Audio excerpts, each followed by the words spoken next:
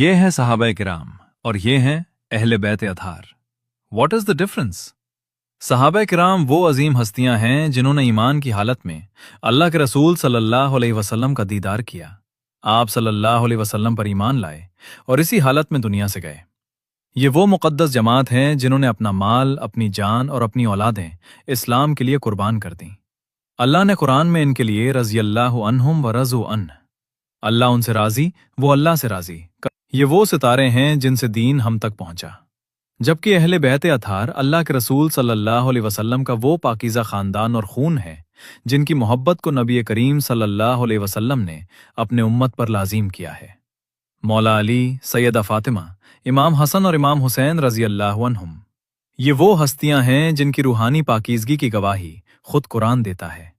अहले बैत से मोहब्बत करना हमारे ईमान का हिस्सा है और इनके बिना नबी सल्लल्लाहु अलैहि वसल्लम से मोहब्बत का दावा अधूरा है।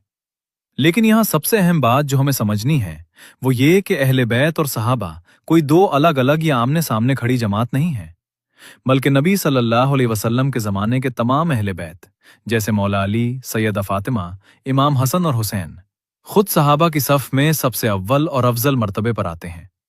यानी वो खून के रिश्ते से अहले बैत भी हैं और दीदार मुस्तफ़ा सल्लल्लाहु अलैहि वसल्लम के शर्फ से सहाबा भी हैं।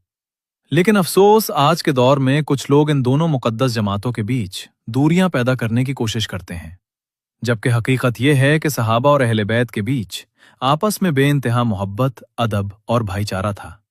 सहाबा अहले बैत की ताज़ीम करते थे और अहले बैत सहाबा की कद्र करते थे। आसान लफ्ज़ों में कहें तो सहाबा किराम अगर इस्लाम की इमारत के मजबूत खम्भे हैं तो अहले बैत उस इमारत का वो महकता हुआ गुलशन है जिसकी खुशबू से पूरा इस्लाम महक रहा है।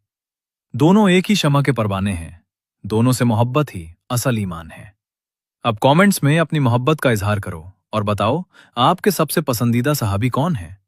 देखते हैं आज कमेंट सेक्शन में किस अजीम सहाबी के चाहने वाले सबसे ज्यादा हैं।